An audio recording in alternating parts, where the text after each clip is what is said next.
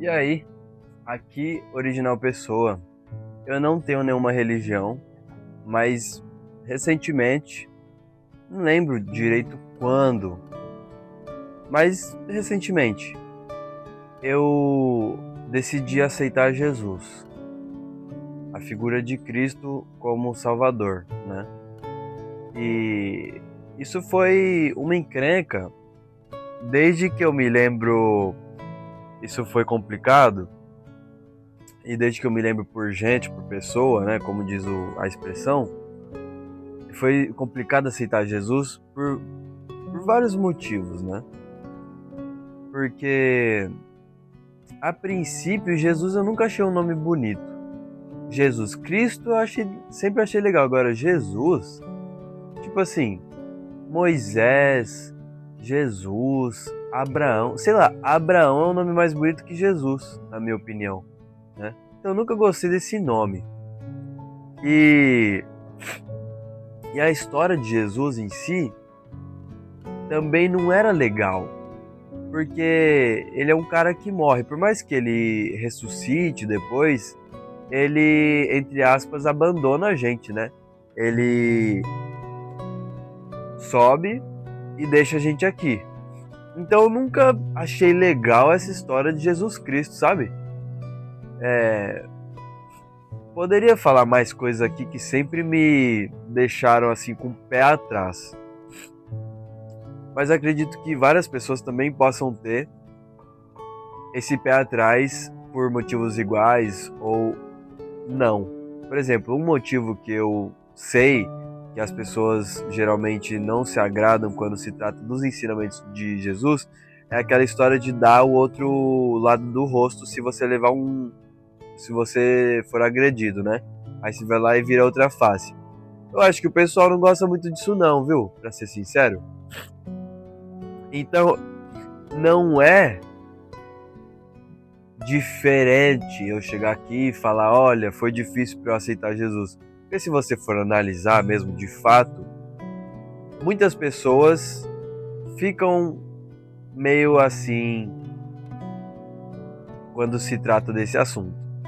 E quando eu falo aceitar Jesus, o que eu quero dizer com isso? Porque olha, o meu background, né, que seria em português falar o meu histórico, da onde eu vim, sempre teve religião no meio, tá? Principalmente o protestantismo. Ou seja, aqui no Brasil a gente conhece como a, a religião evangélica, né? A parte da família do meu pai é como se fosse um matriarcado, né? O ápice, assim, a hierarquia no sentido, assim, a pessoa mais influente, a pessoa que une o resto da família em volta de si, é a mãe do meu pai, que é a minha avó. Então, para todos os meus primos, era a nossa avó. Para todos o meu pai, meus tios, minhas tias, era a mãe deles. Então, assim, e essa figura, né, a minha avó, ela é evangélica. Então, ela, lembro, né, quando era criança, ela levava a gente para diversos passeios. Por exemplo, um passeio que eu gostava muito de ir com ela, não aconteceu muitas vezes, mas era andar de trem ou metrô. Eu tenho 26 anos hoje, tô falando em 2025. Quando eu tinha meus 7, 8 anos de idade, as pessoas em transporte públicos, elas se falavam, era muito comum elas se falarem. Sentavam um do lado do outro e era comum, eu sei que hoje parece bizarro isso, mas era comum as pessoas se falarem.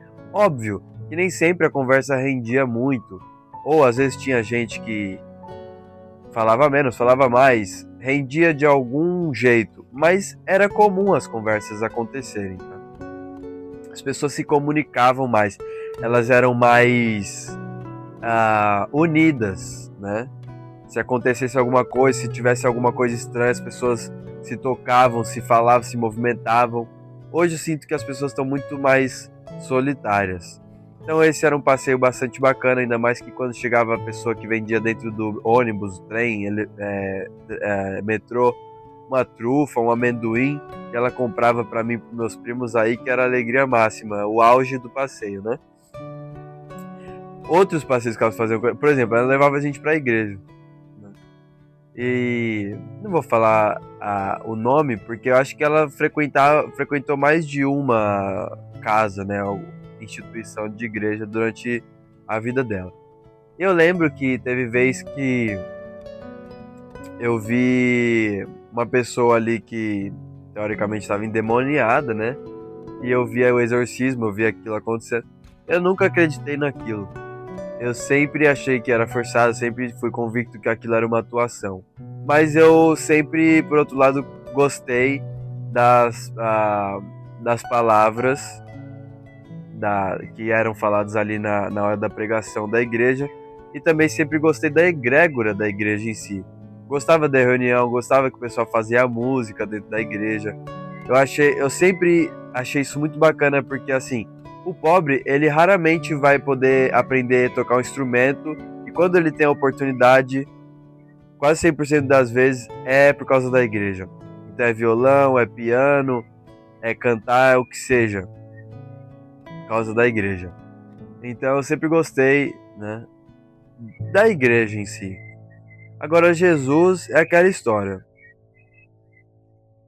Ao decorrer da minha vida, eu me batizei. Teve uma vez que eu estava tomando um banho, e aí eu comecei a fazer uma oração e, e eu me batizei ali. Mas eu sei que não estava certo. Então, na pandemia, eu também fui para uma igreja de bairro pequena e houve a oportunidade de um batismo e eu fui batizado. Mas para mim aquilo não significou nada, tá? Então é difícil, né? Você entender o que eu tô querendo dizer. Que loucura é essa? Porque afinal de contas eu fui batizado, mas pra mim não valeu de nada. Então assim, por que eu fui atrás desse batismo, né?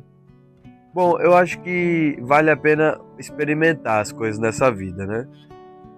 Desde pequeno, eu sempre soube que eu iria me tornar ator, que o meu sonho era ser ator. Por mais que hoje eu trabalhe como professor de inglês e eu faça músicas, eu sinto que tudo vai me levar para esse fim.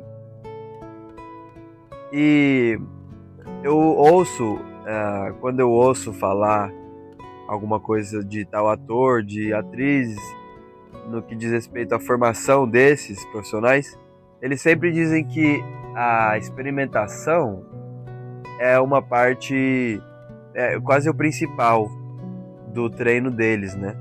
Porque se eles fizerem papel de tal coisa, eles têm que experimentar aquele estilo de vida que aquele papel ali vive, para que eles possam realmente personificar aquilo. Agora, pode ser que não seja necessário experimentar tudo no sentido de treinamento. Pode ser que na atuação você incorpore aquilo de uma maneira que fique, entre aspas, perfeita, mesmo que você não tenha passado por essas circunstâncias em um treinamento prévio. E por que eu tô falando disso? Porque eu experimentei casas de kardecismo, né, espíritas.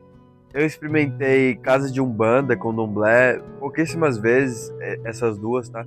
Experimentei catolicismo nenhuma vez, nunca fui catequizado, né? Nunca fui pra catequese.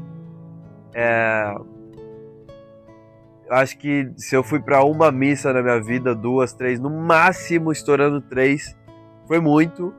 E fiquei entediado, não gostei tanto quanto o culto que se tem nas igrejas evangélicas. Não tô também generalizando, falando que todo culto de igreja evangélica é legal.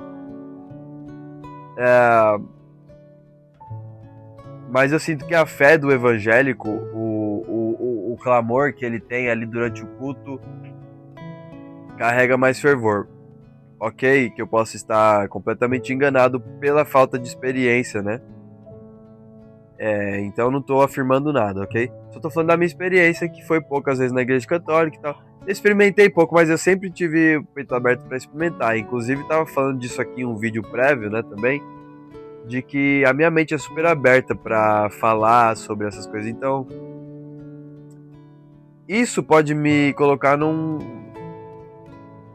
papel de um louco, né? E antes de fazer esse vídeo, eu pedi para Deus para que ele me desse algum tema, algum conteúdo para eu abordar aqui nesse vídeo. E aí tem um site aqui, vou tirar um print até para... Pronto, agora você tá vendo aí do que eu tô falando. Tem um site, que é esse dailyverses.net. E aí o que acontece? Ele tem um versículo aleatório que ele me dá aqui. Se eu atualizar a página, ele já me dá outro. E o que caiu aqui pra mim é esse aqui, ó. Ninguém se engane a si mesmo.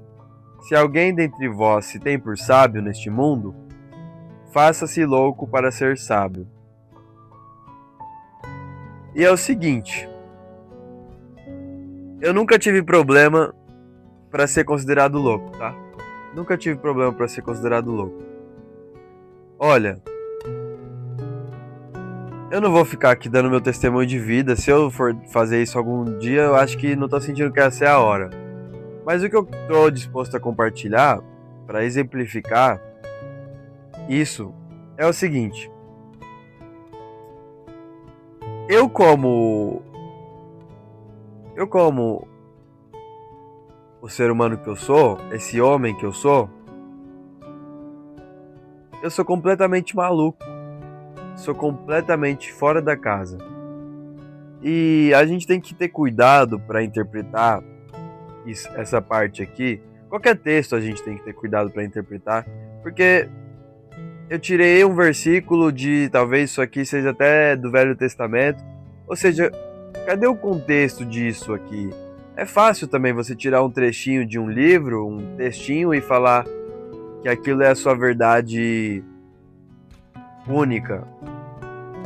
Então, assim, vamos ter cuidado para interpretar esse texto, tá? Mas o que eu quero dizer é o seguinte. É muito fácil eu ser considerado um louco, tá? Porque eu fui um cara que... Eu tive condições de ir pra faculdade, tá? Eu decidi nunca ir. Sempre decidi empreender. Mas eu também não sou eu não sou empreendedor, não sou empresário obcecado por lucro. E isso, no sistema capitalista, é um absurdo. Porque a empresa serve para lucro. Eu acredito que, idealmente, seria para que servisse qualidade, né? Servisse bem, servisse sempre. O que você vê aí? Você vê isso também. Você vê que realmente uma empresa se destaca pelo bom serviço. Por exemplo, vamos lá. Tem Instagram e tem TikTok. Pelo que eu saiba, o Instagram não remunera produtores de conteúdo. O TikTok remunera. Então é muito comum você ver pessoas produzindo para o TikTok. E, portanto, o TikTok se torna um concorrente do Instagram. Se bobear, já até ultrapassou o número de usuários ou o número de tempo que os usuários passam em cada aplicativo. No TikTok poderia ser já um número superior. Não sei, eu não tenho esses dados, eu não trouxe esses dados à tona. Mas você vê que uma empresa está tratando melhor o seu cliente, por isso ela se mantém no mercado, ou melhor do que se manter no mercado, ela se consolida como a líder, né, do mercado. Mas nem sempre é assim. Existe empresário que sabe que as táticas de marketing, de publicidade, de propaganda, elas são as responsáveis por te fazer desejar, por te fazer se tornar obcecado, por te fazer sentir que se você não obter tal, se você não frequentar tal lugar, se você não obter tal produto, você vai ficar de fora daquela panelinha dos populares, dos validados na sociedade. E que só isso é o suficiente para que você esteja disposto a pagar o necessário. E aquilo não quer dizer que fazer parte daquela panelinha não quer dizer que sua vida vai ser melhor, que você vai ser mais saudável. E os empresários, eles não ligam para isso. Eles não ligam para se você vai ser mais feliz, mais bem-sucedido ou não. Eles querem só que você tenha essa ânsia por comprar logo esse serviço ou produto. Então, como assim você não está obcecado pela mesma coisa? No caso, como eu não quero isso? Como assim eu estou preocupado com a sanidade do meu potencial cliente, né? Como assim? Que absurdo é esse? Então, assim, não é difícil você ser louco se você sente amor o mínimo possível. Eu não tô dizendo aqui que eu amo todo mundo, tá? Eu não tô dizendo aqui que eu amo meu vizinho como eu amo a mim mesmo. Não tô dizendo isso, porque eu não amo. Tá? Então, entenda. Mas não é difícil você ser considerado louco, mesmo amando só um pouquinho já é o suficiente para você ser louco. Então, acho que esse versículo aqui, vamos ler de novo, só para aparecer aí na tela agora, ó, enquanto eu leio, ó. Ninguém se engane a si mesmo, se alguém dentre vós se tem por sábio neste mundo, faça-se louco para ser sábio. Olha só, eu acho que isso aqui não é um conselho para que você se torne louco e aí, por consequência, ser sábio. Não. Acho que é mais uma bronca. É tipo assim, ó. Ei, vem cá. Quer dizer que você é sábio? Óbvio, estamos falando aqui da nossa experiência humana aqui na Terra. Então chega um ser humano igual a mim, chega no fulano, sei lá, um primo meu, chega... Vem cá. Você é sábio? Quer dizer que você é sábio, então? Aí meu primo fala, sou sábio. Mas óbvio, de acordo com a Terra, né? Aí a bronca vem, então faz o seguinte, ó. Se faz de louco aí. Porque ser sábio de acordo com o mundo, ser sábio de acordo com o mundo, é ir na contramão do que Jesus Cristo ensinou pra gente, né? No fim das contas, Jesus Cristo era louco pro mundo, né? Que história é essa de dar outra face?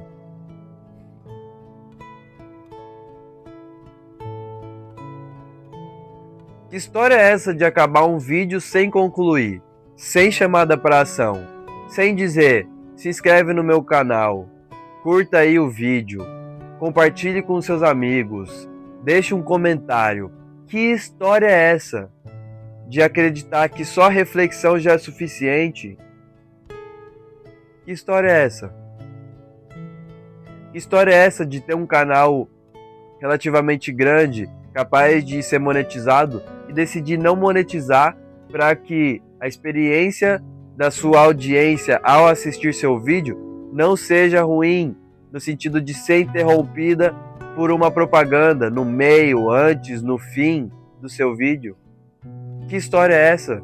Você pode estar embolsando um dinheiro aí em dólar. E obviamente, vai além, né? Cada pessoa que vai assistir esse vídeo aí, eu espero que Deus possa colocar no coração dela, na mente dela, uma reflexão interna, um nível de interpretação que ela consiga, que você consiga assemelhar o que eu estou falando com algo na sua vida, para que essa mensagem tenha mais significado, 100% de sentido. Mas aí volta, né? Mas talvez, será que fazer sentido não é buscar a sabedoria? Então, é aí que tá. Saber interpretar texto. Saber interpretar texto.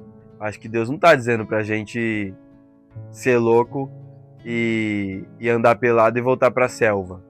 Tem muitas pessoas que, por mais que elas compreendam que a colonização dos europeus aqui na América foi cruel com os nativos, eles também creem que eles estavam cumprindo uma missão genuína cristã. Eles estavam vindo pregar, né, os ensinamentos de Jesus. Trouxeram a salvação para os nativos. Será que eles estão loucos? Será que eles são sábios por pensar assim? Bom, eu não estou disposto a entrar nessa discussão. Eu só estou assoprando a fogueira aí, ó, botando mais lenha na fogueira para quem estiver disposto a ter uma discussão civilizada, né? A ter uma discussão, uma troca de ideias. O lado A pensa assim em relação a isso, o lado B pensa assim em relação a isso. O que será que o lado C pode se beneficiar com os dois, com a interação do lado A e B? Ou será que é loucura também achar que o lado A e B podem se unir numa discussão para trazer uma ideia nova que beneficie o C? É aí que tá, galera. Vamos refletir nisso. Aqui é a Original Pessoa. Espero que você esteja bem. Até o próximo. Tchau, tchau. Jesus é o caminho.